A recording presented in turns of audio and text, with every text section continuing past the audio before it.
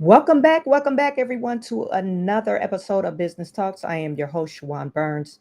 In today's video, we are going to review the 49-minute video of Donald Trump and President Zelensky of Ukraine. Zelensky had a meeting over, I believe it was either Friday or Saturday, over the weekend, where he came in and he was supposed to sign a deal, and this deal would uh, actually we will have access to the minerals that are deposited in Ukraine's land, to mine those minerals, and also for further protection from the U.S. And this will include weapons and other forms of military aid to Ukraine. Okay, and also just a form of repayment for the things that we've already given Ukraine over Biden's administration. Right now, the bill is $350 billion that the United States, our tax dollars, have contributed to this never ending war. And there are no clear winners or losers in this war. We know that over 1 million soldiers have died between Russia and Ukraine. And we know Russia has encroached in Ukraine's territory, taken over some parts of Ukraine territory. However, when Zelensky came to the meeting, he acted as if Donald Trump and him did not come to an agreement to sign this deal. And this meeting was for that, for him to, sign his name on the dotted line for this um, mineral deal. Okay. Um, I just, this is for your information purposes. This video is not to attend or the purpose of for entertainment purposes. Is for your information. So if you're looking for some frills or thrills doing this video, you're not going to get it unless my attitude is kind of like a entertainment response, because I think it's really ridiculous for US politicians to talk crap about Donald Trump of how he acted during the meeting and say nothing about Zelensky's attitude and his mannerisms during this whole entire meeting. They took the last 4 minutes of Trump, JD Vance, and Zelensky in interaction, and they said, "Oh my God, look at how Donald Trump acted, and he was so disrespectful." Well, why? What the hell? What about Zelensky's disrespect? Total disrespect. Disrespect for number one to us, and number two to the Oval Office. We don't care if you don't like Donald Trump. Donald Trump is the United States president, and if he doesn't get respect, who else will start disrespecting Donald Trump? Another thing, I see a lot of Black folks saying, "Oh my God, we got to stick up to our allies." If you guys read about the racism that goes in Ukraine, it's vast and far reached. Okay. They don't like Black people in Ukraine. Hello. They don't welcome Black folks in Ukraine. Africans, they don't like them. There's a story out there now where this woman, she was in Ukraine going to school, and she was a medical student getting her doctorate's degree. She was 400 miles from where she wanted to be or where she lived at, and she had to walk 400 miles because they refused to pick her up. And we're shouting, "Oh, we owe Ukraine. We owe Ukraine. Zelensky deserves respect." No, the hell he doesn't. Number one. And number two, he's a damn actor. And he tried to pull the same shit on Joe Biden. This is not the first time he did this. He did the same crap to Joe Biden. Look it up. Joe Biden had to check him. So, but when Donald Trump checks him, it's like, "Oh my God, it's a disrespect." Stop it with the madness. Okay, stop it. Stop using a little snippet. Watch the full video, you guys. Use your mind, process it analytically. And you tell me, if you gave someone $350 billion, how should they come to you? If people are dying, your people are dying, don't you think this person would be humble enough? That's a sign of a great leader. No, but he don't give a shit. He came in like he doesn't want to negotiate. He want Americans to give all the concession, and he gives none. Sounds like a spoiled brat. Sounds like a little kid. Anyway, that's what we're doing today. Okay, so put in the chat, let me know where you're viewing from, and I'm going to play my intro. Something like this. Looks a little bit like I can't miss. Hey, this is what you call a bad. What? This is what you call a bad. Looks a little something like this. Looks a little bit like I can't miss. Hey, this is what you call a bad. What? This is what you call a bad.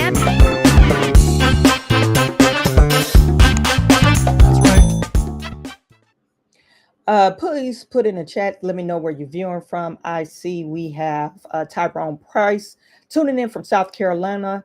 Hello, Celeste Hodge tuning in from Texas. Harrington tuning in from Waycross, Georgia. Noble Young is in the building. Common Sense, hello from Planet Rock. Common Sense, bye-bye. Hello from Fort Worth. I agree with you on a lot of stuff, but not on what happened in the Oval Office. They did not give Ukraine $350 billion. I agree. Zelensky had the balls to barge into the Oval Office to take rubbish to Donald Trump and JD, but they quickly shut his arrogant ass down. 350 keeps getting mentioned because they want that much in lithium and nickel. EV, Tyrone Price, tuning in from South Carolina. Maybe I'm reading stuff over. DJ B-Sides, 1965, and Annapolis, Maryland. D Corner, Indiana. Celeste Hodges is saying rough. They did bit. It was 370 billion. And Rihanna said is tuning in from Pensacola. Whatever the number is, it's in the billions. I don't give a damn if it was I think it was 250. Oh, what if it was $199 billion? It's our money. It doesn't matter. It was billions. And do you know some of the billions they can't find. They don't even know where those dollars been allocated. That's the problem. Anyway, hit the like button, please. Lexi is in the chat. Keratin Hollisters, those $350 billion could be used to help out people. God, I can't type that shit today. Okay. So here is the full video. And like I said, you use your analytical brain to view this video. Put a happy face on Trump's face. If you don't like Trump, put a face on Trump that you like. Jasmine Crockett, if you don't like Trump. Whoever you like. Put that face and put it on Donald Trump's body. Put Zelensky, whatever, whoever you like. Your mama, your daddy. I don't know. I just ask for people to view it. And don't think of it. Oh, put your face on Donald Trump's face. How about that? And you tell me what the media is portraying. Does it make any sense? Let me make sure you can see this.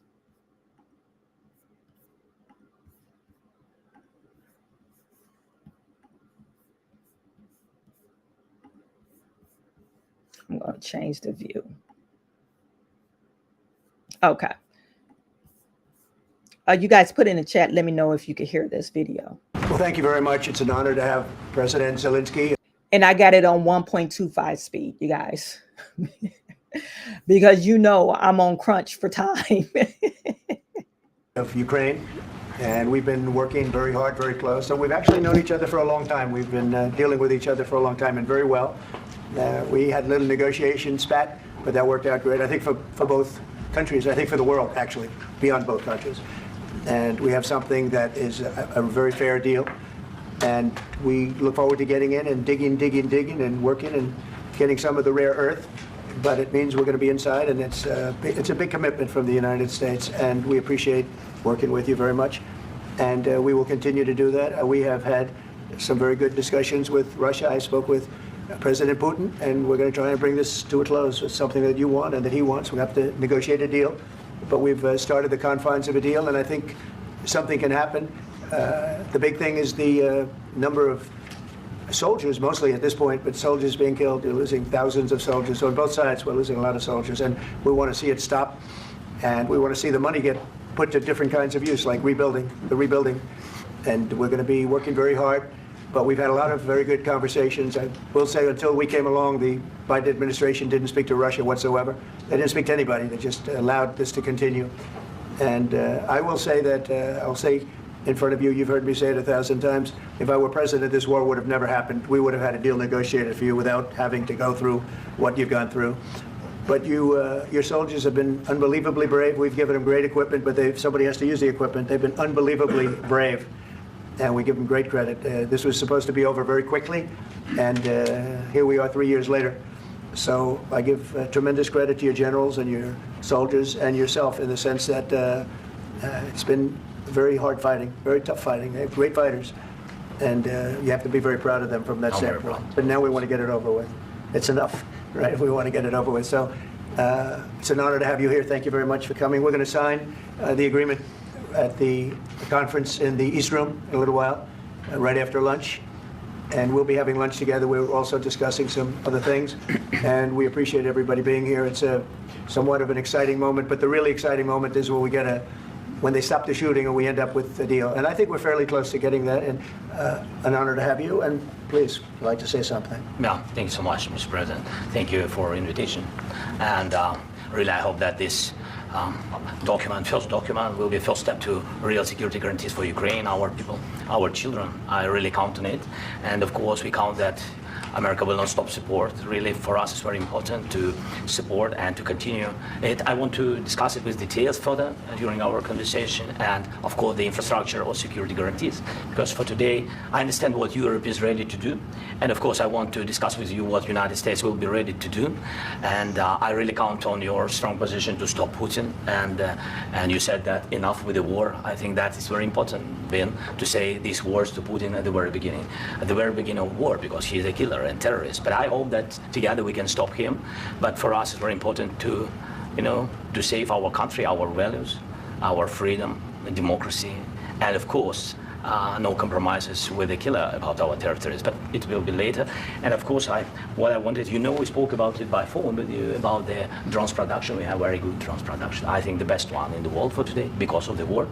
Yes, and of course, we need very much the air defense. You have the best air defense in the world, and really you helped us under attacks of Russians. And I want to speak how we can exchange the licenses. We're open to share the licenses of all our drones with you, of course, with the United States. And we need licenses for quick production of air defense. Even after the war, we need our nation to be calm, that we are secure. So that's why we need this air shield. And of course, about this, I want to speak about the contingents. I think that France and UK already spoke to you, and we know that Europe is ready, but without the United States, they will not be ready to be as strong as we need. And the last point, was not least, about exchange, about our people and children. And you know that this crazy Russian, that they stolen 20,000 of children, Ukrainian children. They changed their names, they changed their families, relatives, and now they're in Russia. We want to bring them back. And really, it's a big dream, task and goal for me and our warriors.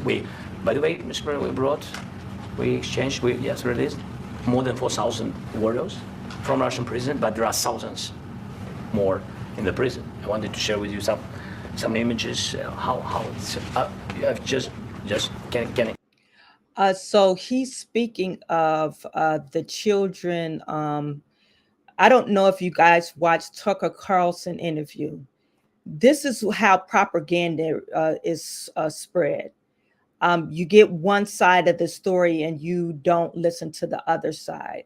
That's why I think U.S. in our mainstream media is playing a dangerous game. I don't know if you guys remember, Tucker Carlson was trying to bring Vladimir Putin in so he could interview him, and they forbid him. Joe Biden said, no, you cannot bring Vladimir Putin to interview him. That's fine and dandy. He is the president or was the president of the United States. But Tucker Carlson, since he doesn't work for anyone, he works for himself. He flew over to Russia and did maybe a 2 to 3 day interview. He toured, Russia and did a sit down, and it was a few hours talking about, what was going on and how the war began. Now, people will say the war began, you have different takes of the war. Zelensky was not the president then when the peace treaty was signed. And Zelensky is going to say, oh, he broke this peace treaty. But this was way back when. So anyway, the children, I want to get on the children. That the children did come up during this interview. And what Vladimir Putin said, yeah, we do have Ukrainian children, but they were abandoned. So when the soldiers end up finding them, they put them into a home. He admitted, yeah, we do have these children, but they were abandoned.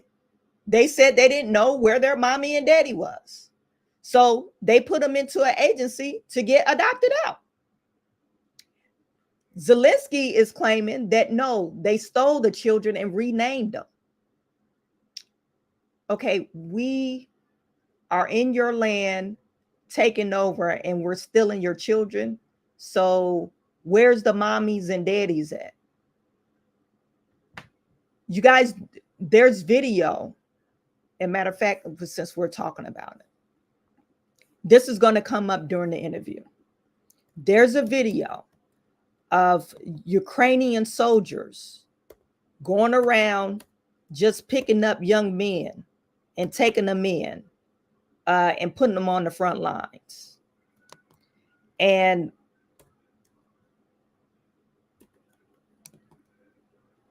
where is X? Okay, there we go. Let me just share this with you.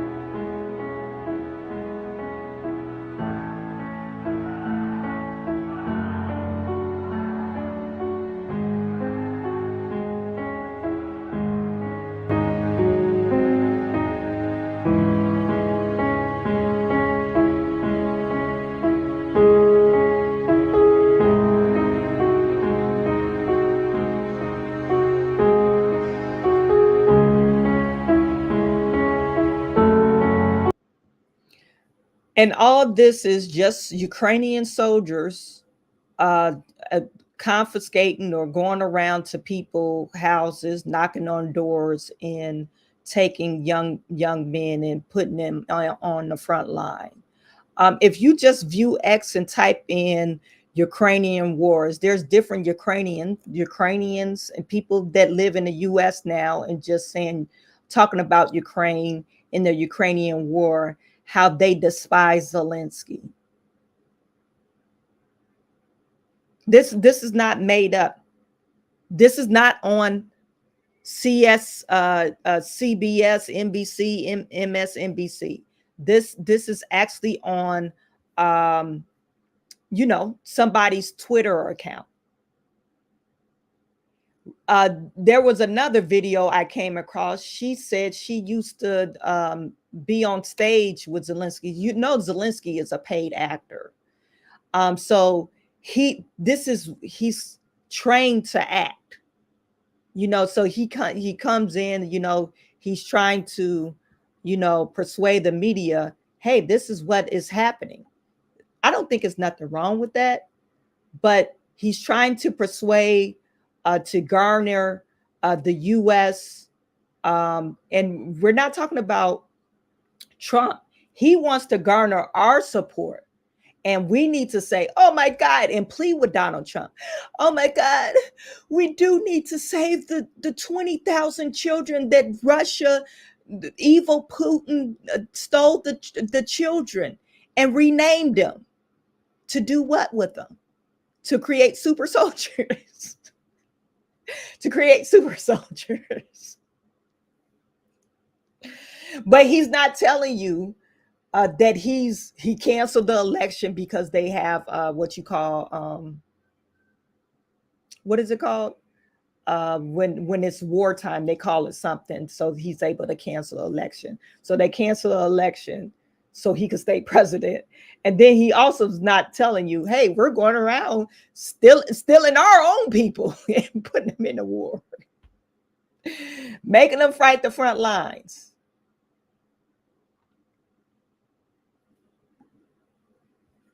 That's not what you're missing at. Can I now? Yeah, please. Some minute, 1 minute, 1 minute. I just you to understand in what circumstances, in what situation they are, and what the attitude of Russia to our prisoners. That guys, just you before and after. And you see before and after, just you to understand. Now thousands of such guys, ladies and men, there, and that so they don't eat, they beat them, and they do a lot of bad things. So out of, even during the war, there are rules. Everybody knows there are rules during the war. So these guys, they don't have any rules. You see that 50, 60 kilograms left, and a lot of such things.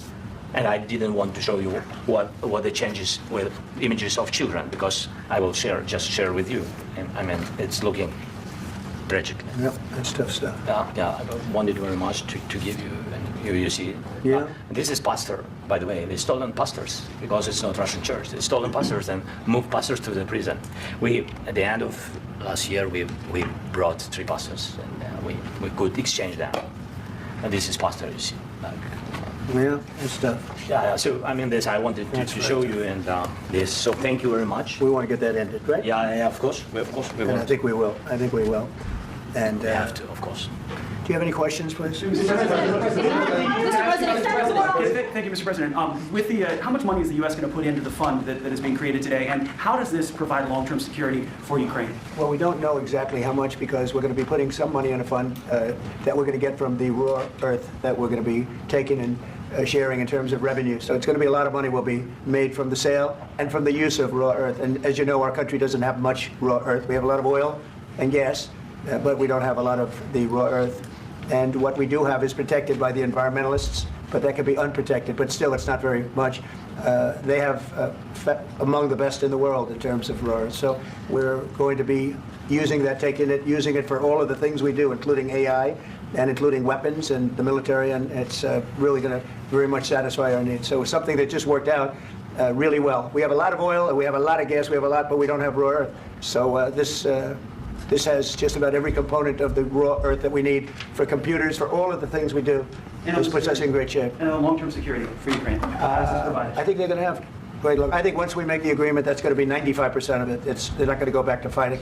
I've spoken with President Putin, and I feel very strong. I've known him for a long time, and I feel very strongly that they're very serious about it.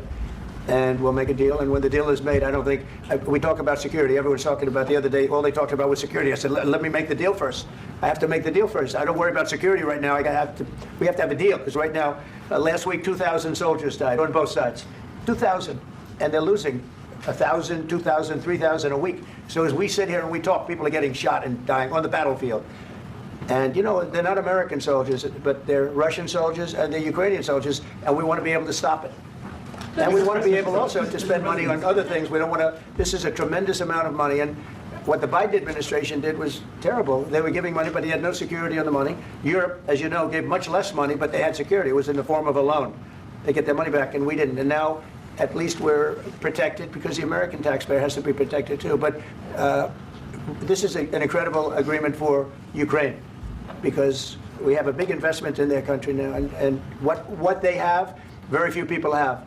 And we're able to really go forward with very, very high-tech things and many other things, including weaponry that we're going to use in many locations, but that we need for our country. This allows us to do that. Will you continue sending military aid? Yes, go ahead, please. If I can just yes.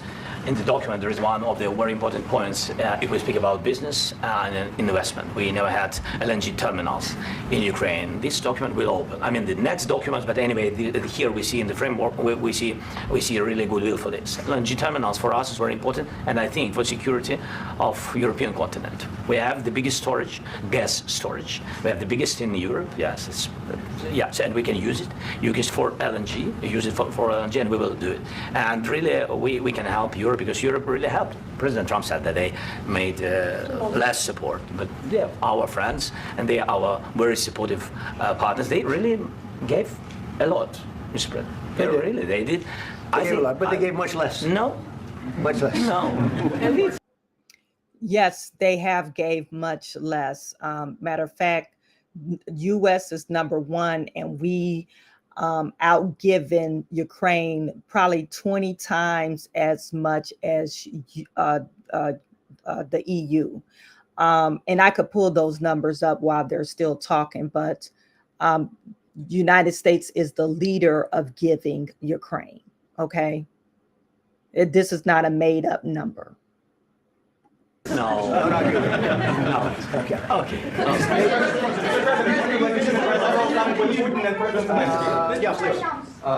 Mr. President Trump, you have repeatedly called the deal with Ukraine as a historical one. And as a president of the United States, you make historical decisions in other issues which affect America and other world. So what place in the world history do you want to take? And do you associate yourself with any famous historical figures? Yeah, I'd say George Washington, Abraham Lincoln. I would say I'm far superior to George Washington and Abraham Lincoln. Now, you know I'm only kidding, right? Because when I say that, the fake news is going to go wild. They're going to say he considers himself to be better than Washington. But you never know. You never know. I don't compare myself to anybody. I'm here to do a job.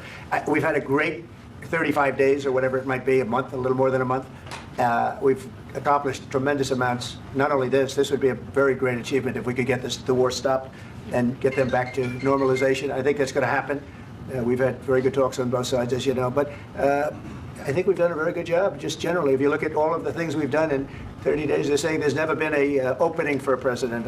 The first month, there's never been a first month like we've had. And this is one of the very important things. This, to me, is one of the most important things, because we have tremendous death taking place as we speak, and I don't want to have that. You know, think of the parents, whether they're in Russia or Ukraine, think of the parents of all these people being killed needlessly. They came to our territory. Should have never started. This would have, if I were president, this would have never started. Mr.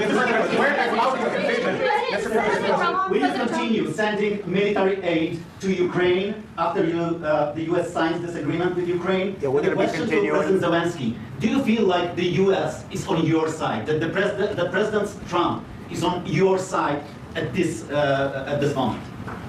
But what do you think? he wants to know, do you think that, sort of a stupid question. I guess we wouldn't be here if I wasn't. I think that the United States on our side from the very beginning of occupation, and I think that President Trump on our side, and of course, I'm sure that the United States President will not stop support. This is crucial for us. It's important for us. Yes. And Putin, the president, speaks about the people and the soldiers which are dying, but they came to our territory, they came to our land. They began this war, and they have to stop. And I think this is the question, with really the most important question. Can President Trump, I hope yes, with some other allies, to stop Putin withdraw these enemies, our enemy, withdraw these troops from our land? And I think that you asked about the history, I think that if President, or when, he will stop Putin, if President Trump will bring peace to our country, I think he will be. on this wall. We've had very, very good talks. President Zelensky just said that there will be no compromises with Vladimir Putin. I just wanted to ask both of you. Firstly, are there compromises that you think that President Zelensky is going to have to make? And President Zelensky, is there anything that you might be thinking that you may be able to offer or bring to the table, for example, elections? Thank you. I think you're going to have to always make compromises. You can't do any deals without compromises. So certainly he's going to have to make some compromises, but hopefully they won't be as big as some people think you're going to have to make. That's all. That's all we can do. I'm here as an arbitrator, as a mediator to a certain extent between two parties that have been very hostile. To put it mildly, they've been very hostile. There's been a vicious war. There's been a vicious war. You know, it's a very level battlefield, and those bullets go out. And as I've said many times, we were talking about it with Pete, many times the only thing stopping those bullets is a human body. And in the case we're talking about, generally young human bodies are stopping a lot of bullets. It's dead level. That's why it's great farmland. It's great land. It's great farmland, but there's very little protection against the bullets that are being, and other things that are being shot. So all I can do is see if I can get everybody at the table and get an agreement. And I think we're going to end up with an agreement. Otherwise, I wouldn't probably be even here today. Mr. President, I've got two questions for you. You think ultimately your legacy will be the peacemaker and not the president that led this country into another war and ended foreign wars? And I've got a question. I hope it will. I mean, I hope I'm going to be remembered as a peacemaker. This would be a great thing if we could do this. I'm doing this to save lives more than anything else. Second is to save a lot of money, but I consider that to be far less important. So I hope I'm going to thank you, Brian, for that question. It was a nice question. I hope I'll be known and recognized as a peacemaker. This would be a great thing to solve. This is a very dangerous situation. You know, this could lead to a third world war. This was headed in the wrong direction. If this election were lost, if we didn't win this election, and by the way, we won it by a lot. That was a mandate. We won every swing state. We won the popular vote by millions and millions of votes. We won everything. The districts, you look at the areas of red, take a look at a map. This was a big mandate, and this was one of the things. I said, we're going to get this thing settled. If we didn't win, I think this could have very well ended up in a third world war, and that would not have been a good situation. What was your second question? My second question for President Zelensky. Why don't you wear a suit? You're at the highest, why don't you wear a suit? You're the highest level in this country's office, and we need to realize Donald Trump is not asking this question. The media portrayed that Donald Trump was picking with Zelensky. No, he wasn't picking with Zelensky. Actually, he was being very diplomatic with Zelensky. But you've listened what Zelensky is saying. Putin needs to stop. He's doing this. He broke this. He needs to move out. He needs to do this. It's all on Putin. But what do you need to do, Zelensky? I guess you're not in the wrong. It reminds me of, you know, how you get in a fight with your significant other, and a person doesn't stay married too long if they feel as if the other person is always wrong and they have nothing to do with the disagreement. Their hands are clean with the disagreement. Oh, it's all their fault. It's all their fault. And you guys remember when Kamala Harris said she was over this negotiation process between Putin and Ukraine. Remember what she said during the debate? Donald Trump asked her, okay, if you, you know, right after I left office and a week later, you said you would, you know, you negotiated the process between Putin and Ukraine. And a week later, the war began. And he asked her, did you ever meet with Putin? She said no. Well, how in the hell are you negotiating or how are you arbitrating between two parties and you only meet with one party? Does that make any sense? You cannot arbitrate any situation if you can't meet with two parties. And number two, you can't be an arbitrator if you're taking sides. I'm just saying, this is just common freaking sense. Okay. And the guy asking, oh, why don't you wear a suit? That's not Donald Trump. That's somebody in the background. But the question is, why don't you wear a suit? Why are you looking like a damn bum? And I told you I was going to give you guys these numbers. Since 2020, United States, it says United States have given 280. What's 110 plus 180? I'm just share this tab. And between 20 and 2021, we provided 115 million for military education and training. I guess to train their soldiers how to fight. From 2020 to 2021. Okay. And then from 2020 to 2022, approximately 175 billion. So we could say we gave 175 plus 115. What's that? 85, 90, 290. Excuse me. We're $60 billion off. That's almost $300 billion that we give in Ukraine. And what have we received back? Not a damn dime. And he said, and people are saying he didn't say thank you. Well, he did say thank you for letting me show the pictures 7 minutes in the interview. We can go back. He showed his pictures to Donald Trump. We didn't see none of them, but he showed the pictures of the before and after, the pictures, the people that were captured in the Russian prison. And he said there's rules about prison. Well, what rules? What kind of rules do they have about war? You're captured. You could get starved to death, raped, excuse my language, all kinds of stuff that they put you through when you're a prisoner of war. Okay.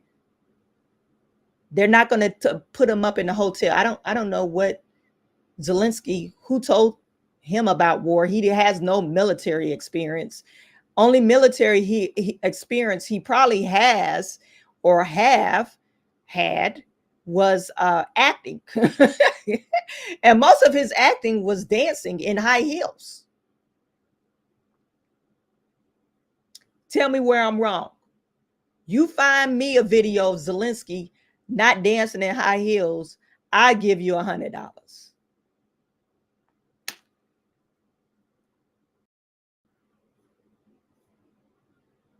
So about 300 almost $300 billion.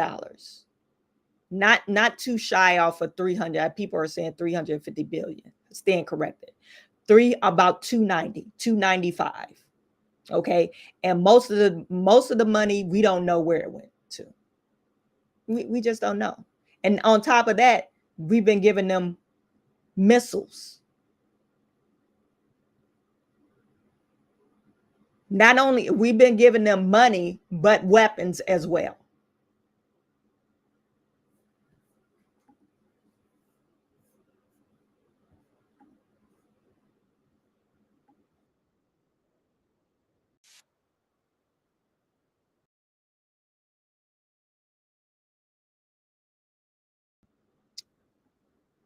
Yes, maybe one. Maybe something like this. Something like Yes, yours. sir. Yes. That'd be great. Maybe something better. I don't know. Yeah. We will see. And people was crying about that. Oh, they asked him, did he own a suit? Hey, he's in war. He ain't on the front line fighting nowhere. Something, and I seen in somebody's, especially on Instagram. That's how stupid people are. They think the president is on the front line fight. No, he's pushing. He's like, no, you guys get out there and fight. He ain't on no front line.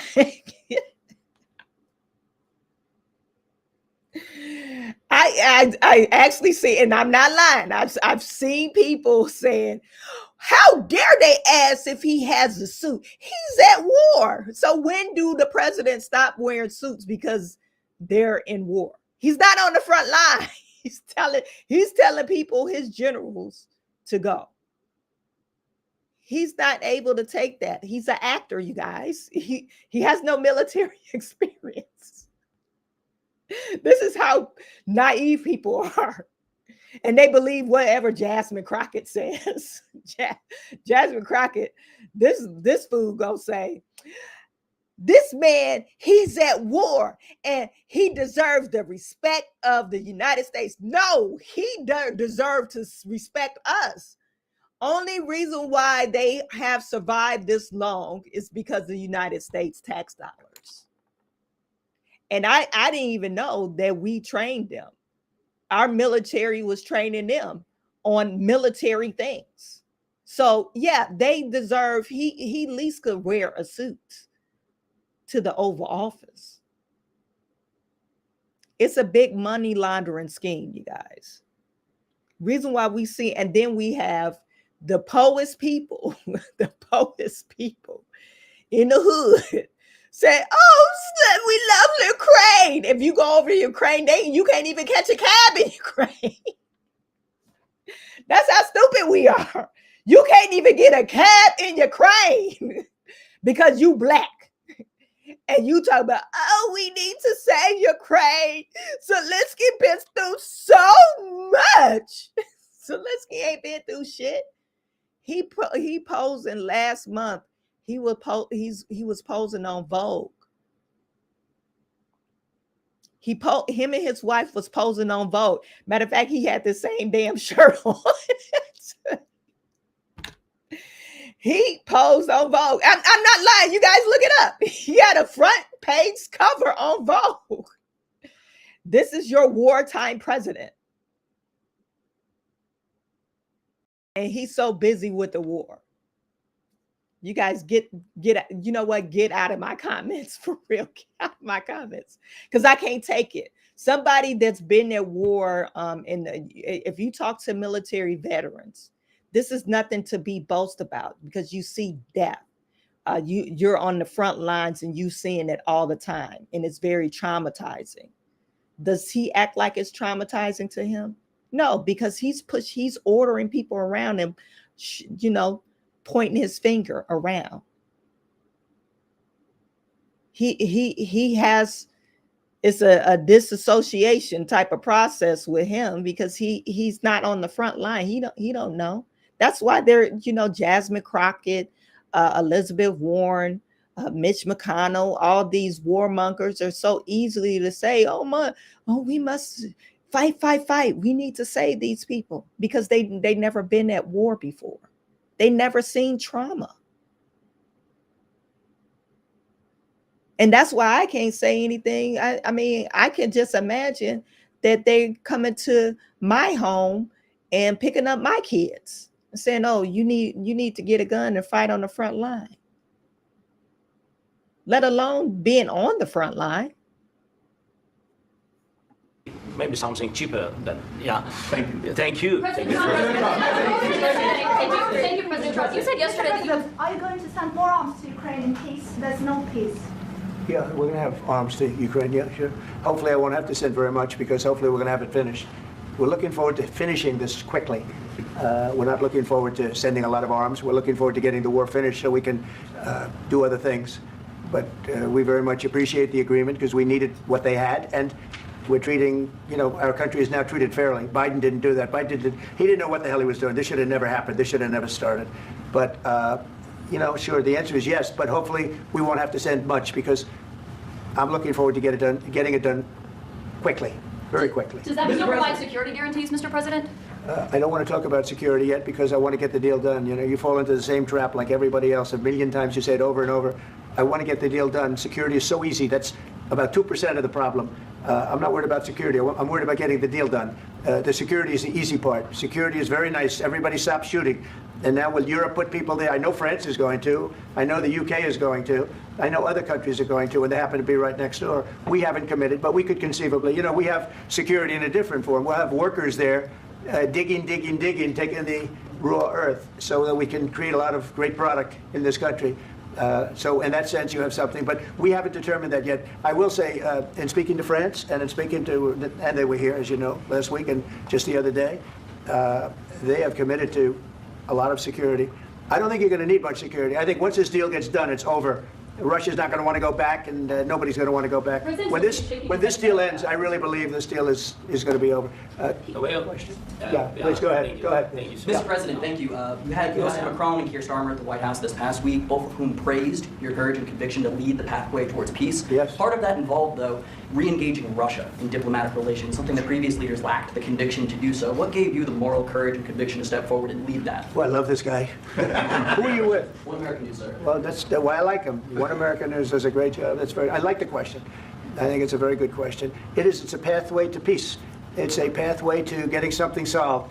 And I feel that as the head of this country, I have an obligation to do that. Plus, we're very much involved. We got involved. It's too bad we got involved because there should have been no involvement, because there should have been no war. And there shouldn't have been October 7th. That would have never happened. As you know, Iran was broke. They had no money to give to Hezbollah. They had no money to give to Hamas. They were stone cold broke. And then under Biden, they became rich as hell. They went from no money to $300 billion in a period of 4 years. And they gave a lot of that money away, and you see what happened. And that's a real mess also that we hope to be able to solve. But no, I appreciate your question very much. I feel I have an obligation to try and do something to stop the death. If I can answer. Yes, if I can answer. Sorry. Please. And I do like your clothing, by the way. Yeah, really? Even though I think he's a great guy, by the way. But I don't know if you two like each other, but you know what? I think he's dressed. I like this guy. I think he's dressed beautifully. So I have more serious things than answer on such questions. I will answer on more serious questions if I can. Yeah. So please, about security guarantees and about just ceasefire. We can't just speak about ceasefire and speak. It will not work. Just ceasefire will not never work, because I'm like a president. I have this experience, and not only me. Ukraine before my presidency, from the 2014, Putin broken 25 times. 25 times he broken his own signature. 25 times he broken ceasefire. But he never broke to me. He never broke to me. No, you were the president.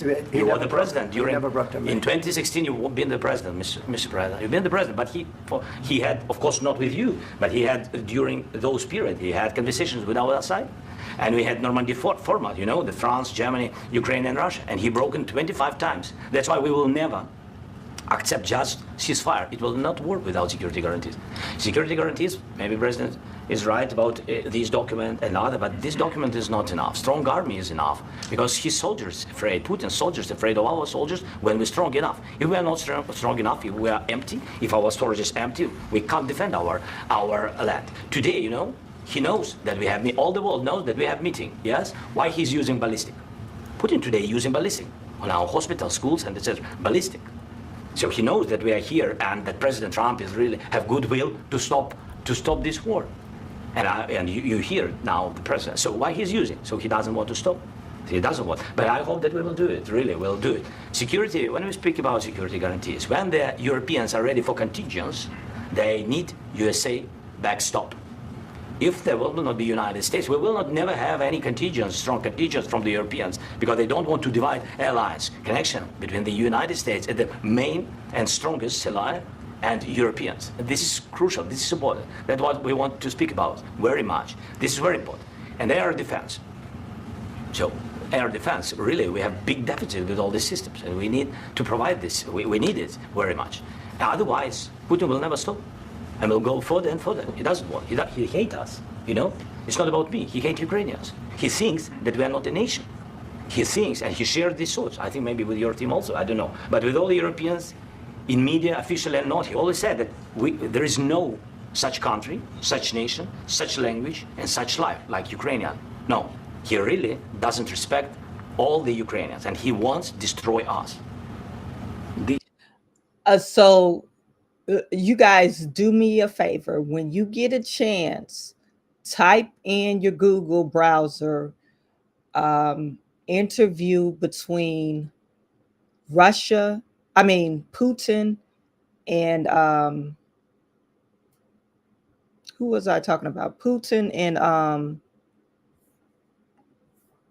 now my mind is blank. Interview, but Tucker Carlson. And listen to that interview. It's about a 3-hour long interview. He said nothing ill about Ukraine. He said nothing ill about Ukraine. Actually, he was talking more about NATO. and how NATO is encroaching on their territory. And NATO, he actually gave them a warning about encroaching into their territory. And do you know, Ukraine is really not our allies. This is something, I guess, since, I'm not for sure what the arterial motives were, probably the rare earth minerals that is deposited in Ukraine.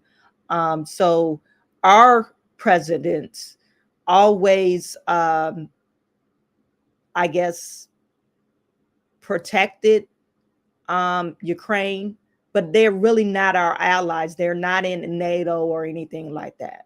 So it was some type of arterial motives, and somebody's filled Zelensky up with, this nonsense saying, oh yeah, they have the strength to back themselves in this war. So that's essentially how the war happened.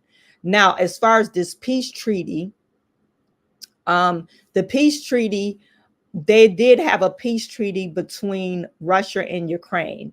And this peace treaty is called the Treaty of Friendship, Cooperation, and Partnership between Ukraine and Russian Federation. It's called the Big Treaty.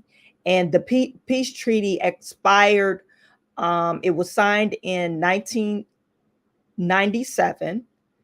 It was to go into effect in April 1st of 2000, and it expired in March of 2019. Okay. Did they sign another treaty? I'm not for sure. I'm not for sure. But in the Ukrainian president, you guys, I'm just going to share this with you. Ukrainian president at the time in 2018 did not sign a decree to extend the treaty. That's why it expired. Now, did he refuse to extend the treaty because of what Zelensky is claiming? Hey, Russia broke the peace treaty. He said 26 times. I forget what year he was saying, but he wasn't the president then. But he's saying he broke it.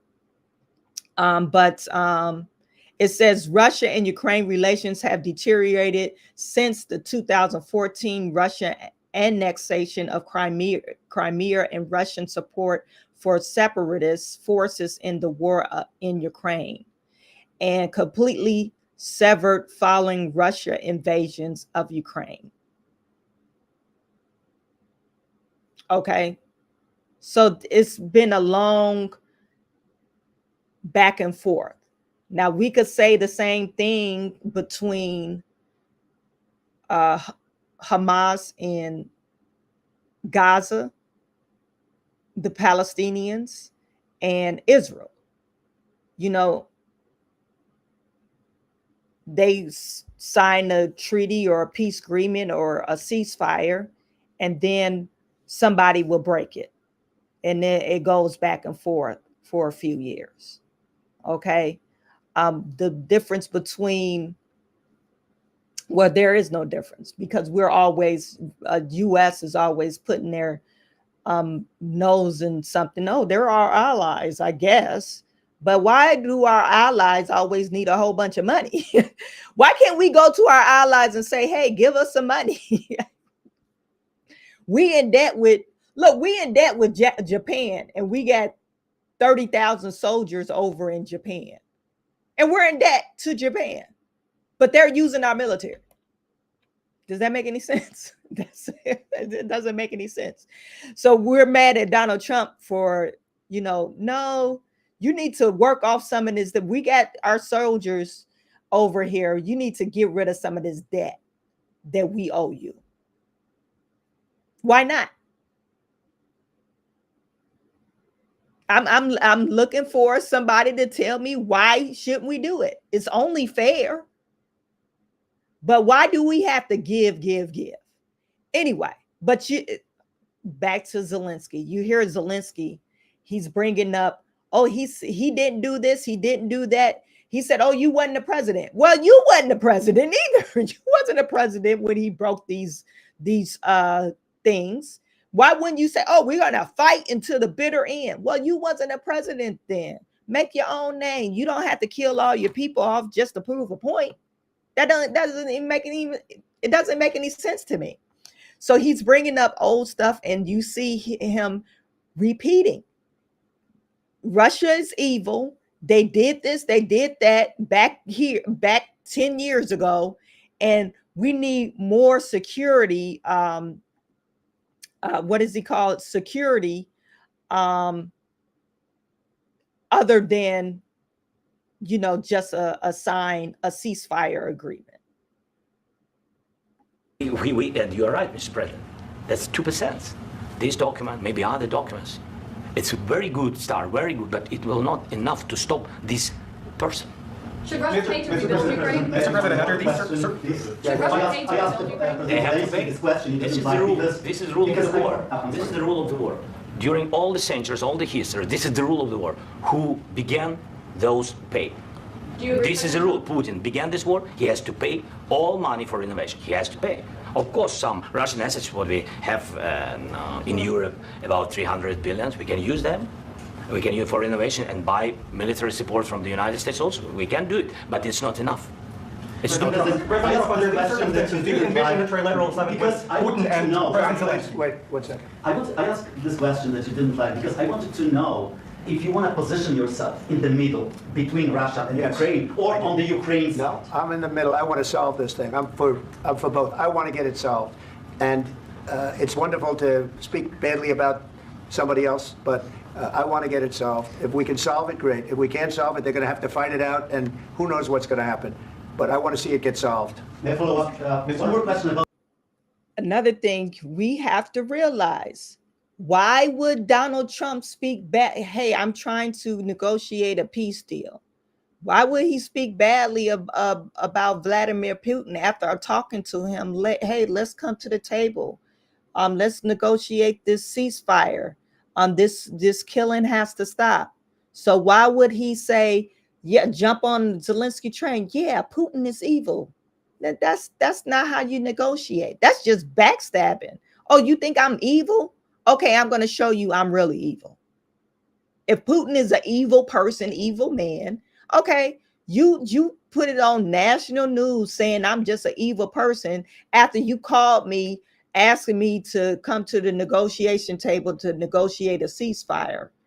I think President Trump is being very diplomatic during this time. U.S. troops in Europe. After Russian invasion of Ukraine, your predecessor sent additional troops to Eastern Europe, including Poland, my country. Yeah. Are you committed to keeping these troops on the eastern flank of NATO in the future? I'm very committed to Poland. I think Poland has really stepped up and done a great job for NATO. As you know, they paid more than they had to. They are one of the finest groups of people I've ever known. I'm very committed to Poland. What about Baltics? Poland's in a tough neighborhood, you know. What about the Baltics?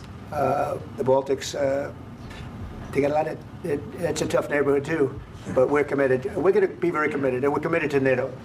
But NATO has to step up, and the Europeans have to step up more than they have. And I want to see them equalize, because they are in for far less than we're in, and they should be at least equal. You understand that?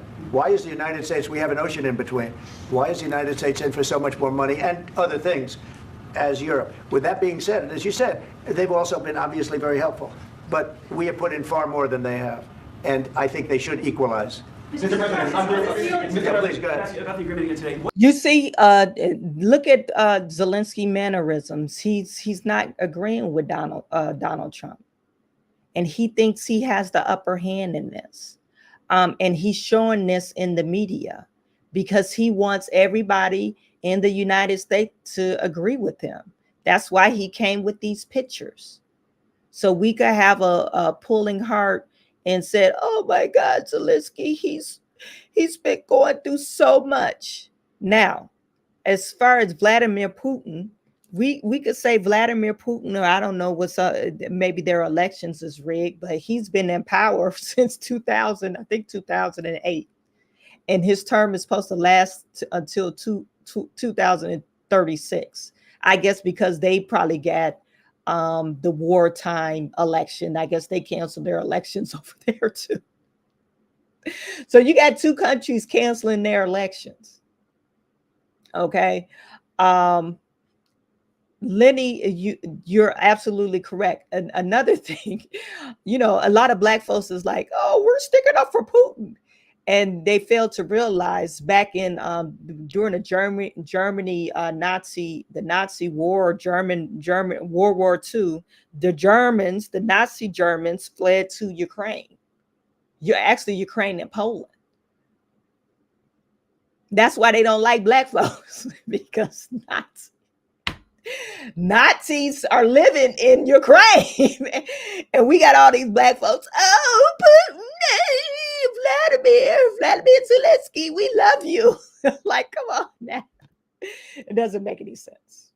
It doesn't make any sense.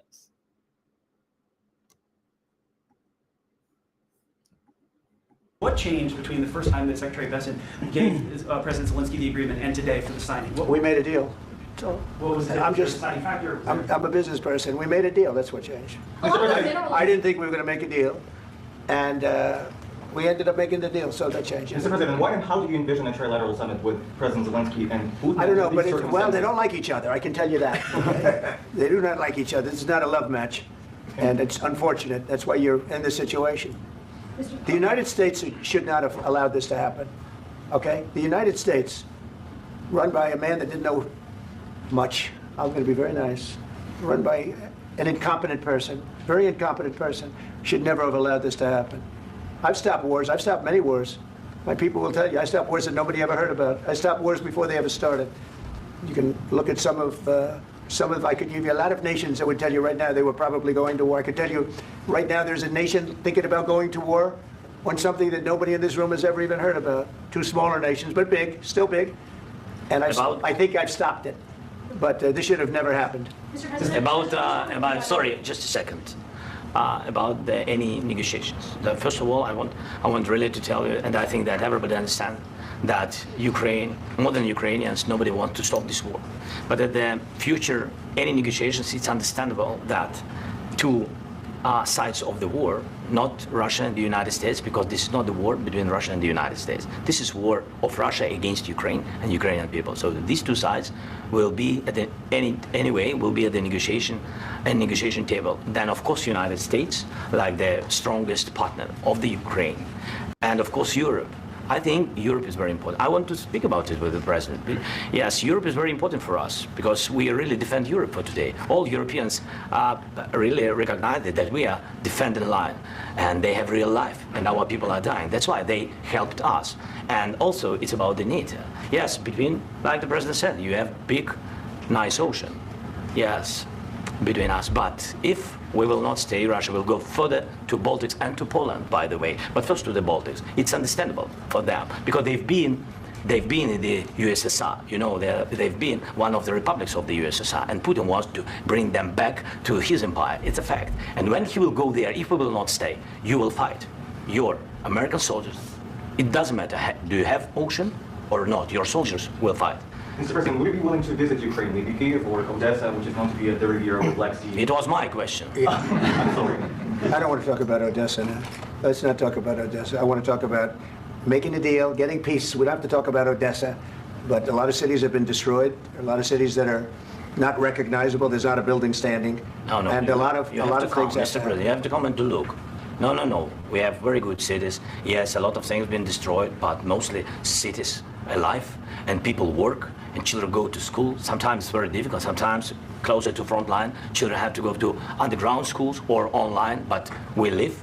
Ukraine is fighting and Ukraine lives. This is very important. And maybe it's Putin is sharing this information that he destroyed us. No, he lost 700,000 people, 700,000 soldiers. He lost everything. Yes. So, Mr. President, more. I mentioned Please go ahead. When did you last speak with President Putin, and what did he say? A couple of days ago. And what did he tell you that gave you the assurance that he wanted peace? Well, that's what I do. My whole life is deals. I know pretty good. And I've known him for a long time. I've dealt with him for a long time. He had to suffer through the Russia hoax. You know, Russia was a hoax. It was all Biden. It was nothing to do with him. So he had to suffer through that, and he was able to do that. I think that he wants to make a deal, and he'd like to see it end. That's all I do. That's what I do. My whole life, that's what I do, is make deals. And I'm in the middle of a mess, because this is a real mess. It's a very dangerous one. If this doesn't get solved now, it's not going to get solved for a long time. So I hope we're going to get it solved. In the back, please. Thank you, Mr. President. Prime Minister Starmer claimed repeatedly that his government believes in free speech and was not engaged in censorship. But his country used government to arrest people for memes and thought crimes, and even more worrisome is pressuring American companies to censor Americans on his behalf. How can he be a reliable, trustworthy partner when he says things that are demonstrably false on such important topics? Well, we actually spoke to him about that yesterday, and we thought they took it very, very much too far. JD was very strong on it. So was I. So was Marco, and we've been speaking to him about it. Marco, would you like to say something about that? Yeah, we have concerns, obviously, with the conduct of theirs, particularly as it impacts Americans. And there's real concern that American speech, which is online, could fall into the hands of British or any country's jurisdiction. And so this is a point the Vice President made at Munich, and I think it's a very compelling one, that what unites us with Europe, as much as anything else, is these shared values, and one of them being free speech. And so if Americans are threatened by it, we're going to need to take action in that regard. Mr. President. It's actually a very important question. We spoke about this in detail with the Prime Minister, the Foreign Secretary, and others at lunch yesterday, and I know that Secretary of Commerce Lutnick followed up in private meetings last night. This is really important. We believe Americans have the right to speak their mind, even if we in this room disagree with them. They have the right to speak their mind in the public square, which is often online these days, and we're going to defend that right as it pertains to American companies and American citizens vigorously if we have to. I do think that under the President's leadership, we're going to find common ground with our friends in the UK on this question, but it remains to be seen. The principle that will guide us is we believe in free speech in this country, and we'll fight for it for American citizens. Mr. President, on the deal, is there any other oil and gas component to the deal? Is it all critical? A little bit. We'll see. On LNG? But we're not really looking for that so much. We got a lot. We have more than anybody in the world, by far. So no, we're not talking about it too much, but a little bit. I think it affects also, but for the most part, no. And sir, is there any agreement from Ukraine to purchase U.S. LNG as part of the deal, or is that on the table at all? No, we don't need that. Some of those minerals I just want to ask you about, you just mentioned that you'd spoken to Vladimir Putin a couple of days ago. Just to be clear, that's a new call, not the one that you... I've spoken to him on numerous occasions. Okay. And how was the latest call? What did you discuss? How did it go? Are you serious with that question? I am. I'd love to know. It went well. I think we're going to have a deal. On the minerals deal, Mr. President, some of those minerals are in the east of Ukraine, not far from the front lines and in areas that Russia has occupied. Will you direct President Putin to withdraw his forces from those areas if there's U.S. interest? Well, we'll take a look at the time. We have a lot of area. It's a very big area we're talking about, so we'll take a look. I'll study that and I'll see. And who would protect those minerals if they are U.S. interests? Would that be Ukrainian forces? They'll be protected. The agreement will protect them. US the agreement, yeah, we're signing an agreement. Right, but what if Russia tries to invade or there's Russian aggression in response? I just told you I don't think that's going to happen. And if that were going to happen, I wouldn't make a deal. If I thought that was going to happen, I wouldn't make a deal. Some people may wonder why. You know, they ought to focus on CNN on survival, not asking me these ridiculous questions. Focus on surviving, because CNN's got such low ratings. I don't think they're going to survive. Let's go. Please go. Since I already mentioned Poland. Poland was... Why Trump is always... See, this is why Donald Trump, nobody likes him, because he says what everybody is thinking.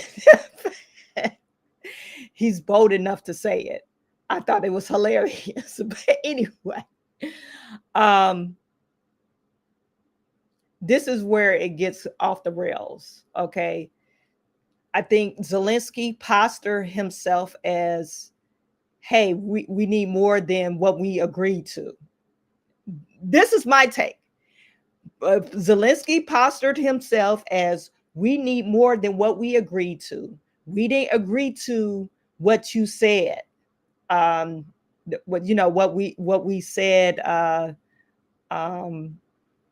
even though we talked about it in the back room, but I didn't really agree to it. Here's what I really want. And so he brought in these pictures and tried to pull at the heartstrings of American people. Yes, look at it. The soldiers are dying and they captured and they're treated inhumane, and they're prisoners. These are soldiers, and they even captured ministers and pastors.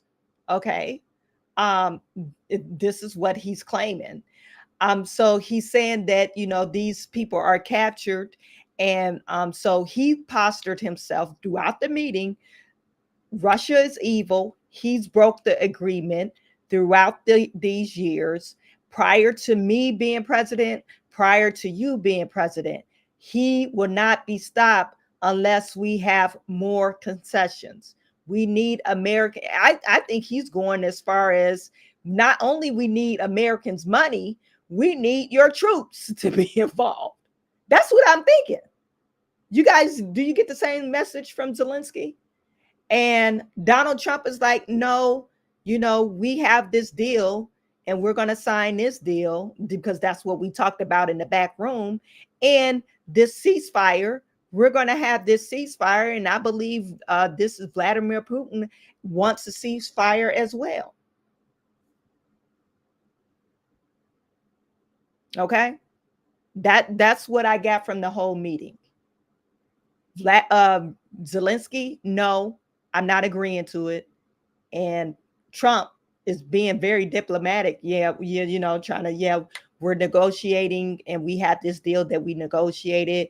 And I believe it's going to help Ukraine even more. And Zelensky is acting like he's a little baby. Under Russian control for decades after the Second World War.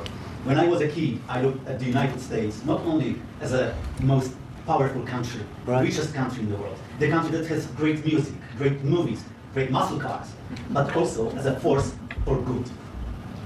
And now I'm talking with my friends in Poland, and they are worried that you align yourself too much with Putin. What's your message for them? Another thing I hate about this interview, Zelensky brought this guy here to ask these specific questions.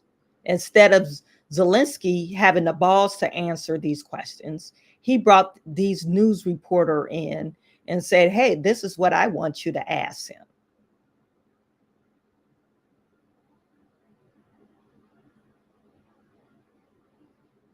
This is how propaganda and messaging is spread. Because throughout this whole news conference, this guy is saying, hey, what are you going to do about this? How do you feel? Do you feel like you're siding with Putin now? Do you feel like this? And I'm talking to Poland citizens, and they said you're doing this with Putin. Propaganda. Well, if I didn't align myself with both of them, you'd never have a deal. You want me to say really terrible things about Putin and then say, hi, Vladimir, how are we doing on the deal? It doesn't work that way. I'm not aligned with Putin. I'm not aligned with anybody. I'm aligned with the United States of America. And for the good of the world, I'm aligned with the world. And I want to get this thing over with. You see the hatred he's got for Putin. It's very tough for me to make a deal with that kind of hate. He's got tremendous hatred. And I understand that, but I can tell you the other side isn't exactly in love with, him either. So it's not a question of alignment. I'm aligned with the world. I want to get the thing set. I'm aligned with Europe. I want to see if we can get this thing done. You want me to be tough? I could be tougher than any human being you've ever seen. I'd be so tough. But you're never going to get a deal that way. So that's the way it goes. All right, one more question. I will respond to this. So look, for 4 years in the United States of America, we had a president who stood up at press conferences and talked tough about Vladimir Putin, and then Putin invaded Ukraine and destroyed a significant chunk of the country. The path to peace and the path to prosperity is maybe engaging in diplomacy. We tried the pathway of Joe Biden of thumping our chest and pretending that the President of the United States' words mattered more than the President of the United States' actions. What makes America a good country is America engaging in diplomacy. That's what President Trump is doing. Can I ask you? Sure. Yeah? Yeah. Okay. So he occupied our parts, big parts of Ukraine, part of East and Crimea. So he occupied it on 2014. So during a lot of years, so I'm not speaking about just Biden, but those time was Obama, then President Obama, then President Trump, then President Biden, now the President Trump, and God bless, now President Trump will stop him. But during 2014, nobody stopped him. He just occupied and took. He killed people. You know what the contact 2015. 2014. 2014 and 2014. Yeah. So I was not here. Yeah, but that's exactly right. Yes, but during 2014 till 2022, the situation the same. The people have been dying on the contact line. Nobody stopped him. You know that we had conversations with him, a lot of conversations, my bilateral conversation, and we signed with him. Me, like a new president, in 2019, I signed with him the deal. I signed with him, Macron and Merkel. We signed ceasefire. ceasefire. All of them told me that he will never go. We signed him with gas contract. Yes, but after that, he broken the ceasefire. He killed our people, and he didn't exchange prisoners. We signed the exchange of prisoners, but he didn't do it. What kind of diplomacy, JD, you are speaking about? What do you mean? I'm talking about the kind of diplomacy that's going to end the destruction of your country. Yes, but if Mr. President, with respect, I think it's disrespectful for you to come to the Oval Office and try to litigate this in front of the American media. Right now, you guys are going around and forcing conscripts to the front lines because you have manpower problems. You should be thanking the President for trying to bring it into this conflict. Have you ever been to Ukraine that you say what problems we have? I have been to. Count once. I've actually watched and seen the stories, and I know what happens is you bring them on a propaganda tour, Mr. President. Do you disagree that you've had problems bringing people into your military? And do you think that it's respectful to come to the Oval Office of the United States of America and attack the administration that is trying to prevent the destruction of your country? A lot of questions. Let's start from the beginning. Sure. First of all, during the war, everybody has problems. Even you, but you have nice ocean and don't feel now, but you will feel it in the future. God bless. You don't know that. God bless. You don't God know bless. that. You will not have war. Don't tell us what we're going to feel. We're trying to solve a problem.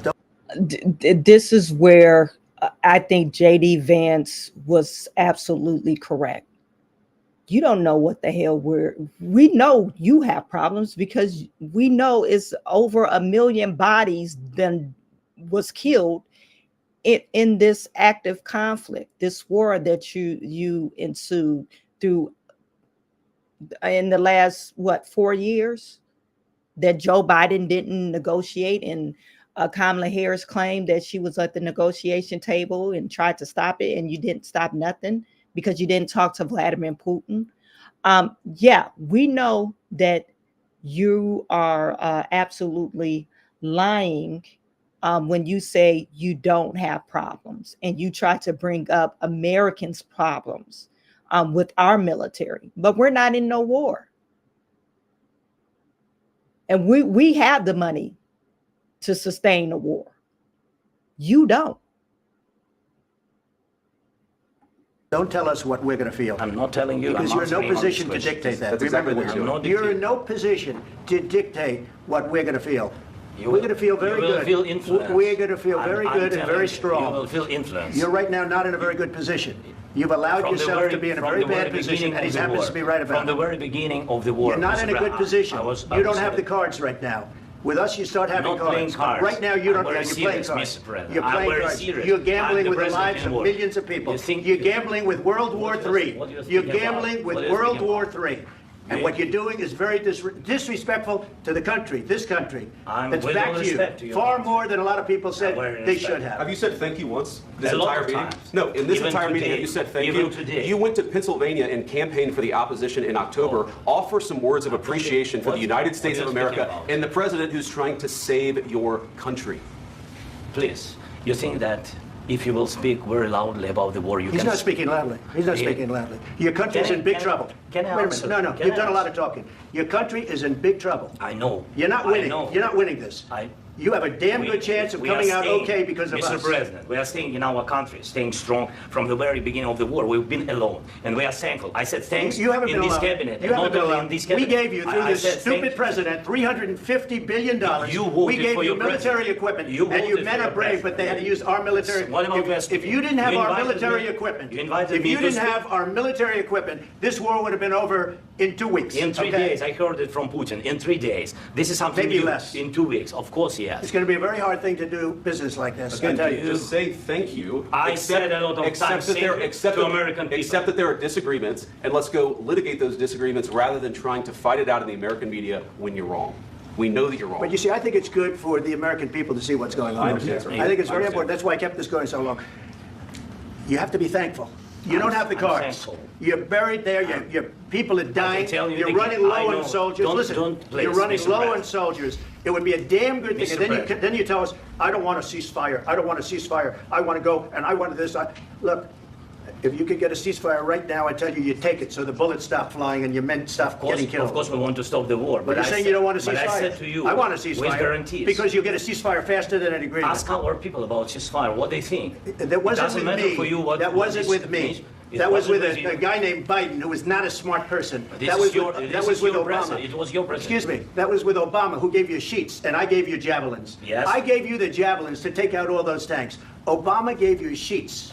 In fact, the statement is Obama gave sheets and Trump gave javelins. You got to be more thankful, because let me tell you, you don't have the cards. With us, you have the cards, but without us, you don't have any cards. One more question to Mr. Vice President. I'm sorry. It's going to be a tough deal to make, because the attitudes have to change. What if Russia breaks ceasefire? What if Russia breaks peace talks? What do we do then? I understand that it's a heated conversation right now. What are you saying?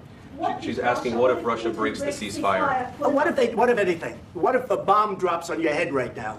Okay? What if they broke it? I don't know. They broke it with Biden, because Biden, they didn't respect him. They didn't respect Obama. They respect me. Let me tell you, Putin went through a hell of a lot with me. He went through a phony witch hunt where they used him and Russia. You ever hear of that deal? That was a phony Hunter Biden, Joe Biden scam. Hillary Clinton, Shifty Adam Schiff. It was a Democrat scam. And he had to go through that. And he did go through it. We didn't end up in a war. And he went through it. He was accused of all that stuff. He had nothing to do with it. It came out of Hunter Biden's bathroom. It came out of Hunter Biden's bedroom. It was disgusting. And then they said, oh, the laptop from hell was made by Russia. The 51 agents. The whole thing was a scam. And he had to put up with that. He was being accused of all that stuff. All I can say is this. He might have broken deals with Obama and Bush, and he might have broken them with Biden. He did, maybe he didn't. I don't know what happened. But he didn't break them with me. He wants to make a deal. I don't know if you can make a deal. The problem is, I've empowered you to be a tough guy. And I don't think you'd be a tough guy without the United States. And your people are very brave. But you're either going to make a deal or we're out. And if we're out, you'll fight it out. I don't think it's going to be pretty, but you'll fight it out. But you don't have the cards. But once we sign that deal, you're in a much better position. But you're not acting at all thankful. And that's not a nice thing. I'll be honest, that's not a nice thing. All right, I think we've seen enough. What do you think? What's this negotiation? This is going to be great television, I will say that. All right. We'll see what we can do about putting it together. Thanks.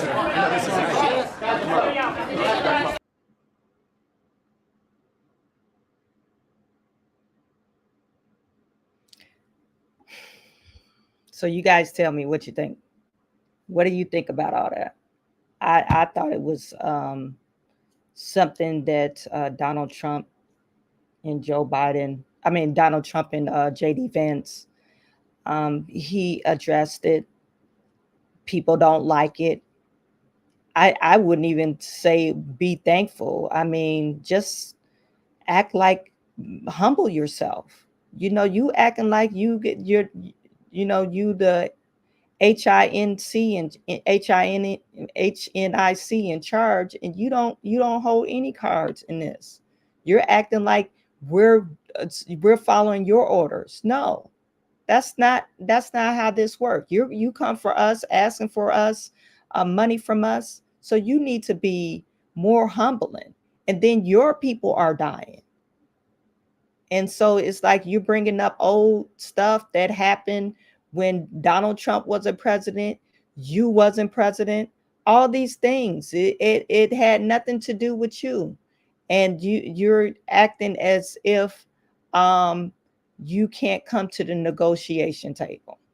And then you bring your news media trying to spread propaganda, asking questions, you know, you're siding with Putin. No, I'm just trying to negotiate or arbitrate this deal so people could stop dying. I think it's a reasonable request. I think it's a reasonable way to think of things. So you guys put in the chat, let me know what you think. That was it for today.